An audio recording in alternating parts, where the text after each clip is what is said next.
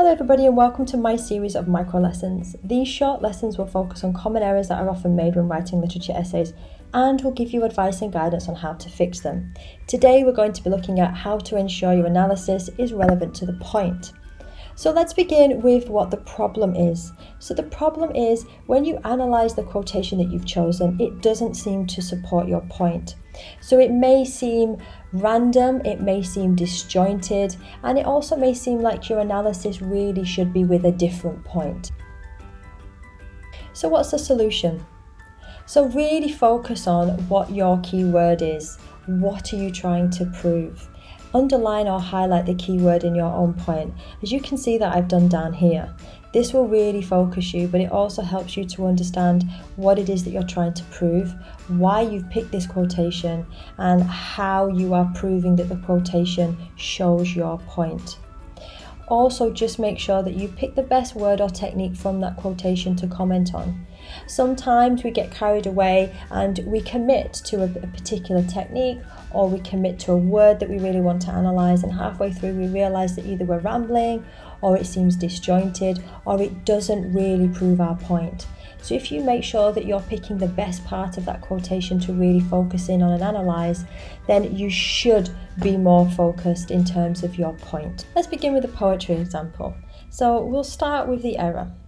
In the poem Valentine, the speaker offers an unconventional token of their love, which challenges our traditional expectations of Valentine's Day gifts. In stanza 2, the speaker declares, "I give you an onion." The use of the declarative simple sentence here shows the confidence of the speaker. Now, it does show the confidence of the speaker, but that's not what we're trying to prove. We're trying to prove that it's unconventional, so we haven't linked it back to our keyword, so it does just seem a little bit random. So let's have a look at how to fix it. So let's start with the analysis here. The use of the declarative simple sentence, so we've stuck with the technique, could suggest that the speaker is proud of breaking convention. So notice how we're going back to the keyword by offering such an unusual gift. Duffy further challenges our perceptions of such an interaction by using an onion as the preferred gift. This may initially seem thoughtless, unimaginative, or absurd.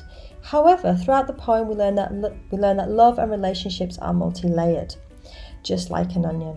This further demonstrates how apt such a metaphor is when discussing the reality of love. So we have lots of different ways of feeding back into this idea of it being unconventional. And finally, let's have a look at an example from Shakespeare.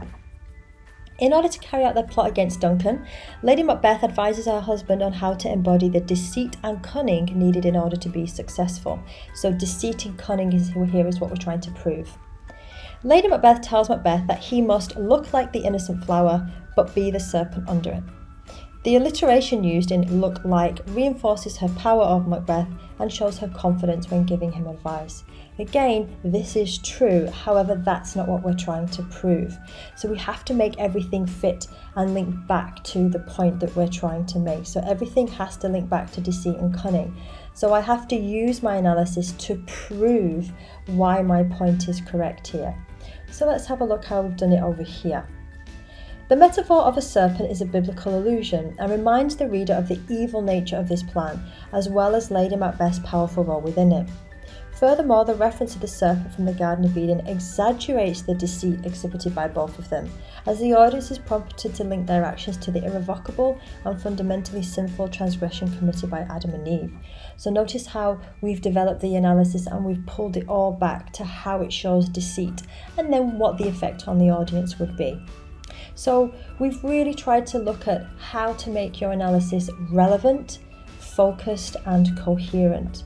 And my final top tips for you: do underline or highlight the keyword in your point, or even just write it down on a scrap of paper next to you so you can just keep coming back to it. Think about what your focus is and what you are trying to prove. Once you've got this keyword, double check that your analysis proves how the quotation shows this. The best way is to repeat your keyword or synonyms of your keyword. Also ensure you pick the best technique or word from the quotation to analyse. As you'll notice with the Macbeth example, I decided to steer away from alliteration because I wasn't really able to prove my point. So sometimes you might have to change direction. So I hope you've enjoyed my micro lesson on how to make your analysis relevant to your point. Thank you very much. Goodbye.